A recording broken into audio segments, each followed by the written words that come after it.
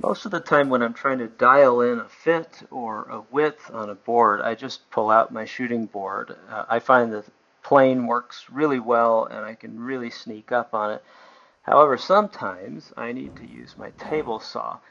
I really love this table saw. This is an Axminster. It's actually a Harvey. Um, and it works really fantastic, except that the fence doesn't allow for fine tuning. So you can kind of move it pretty easily between a millimeter, plus minus a millimeter, just by eye.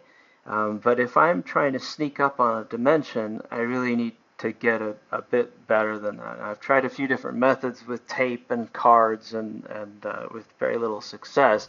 So I came up with this, which I have to admit took me like 5 minutes to make.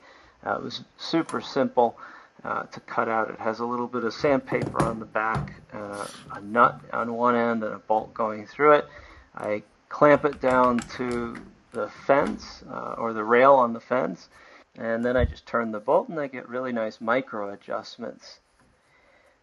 Somewhere about a quarter of a millimeter or a half a millimeter at a time. It just sort of depends.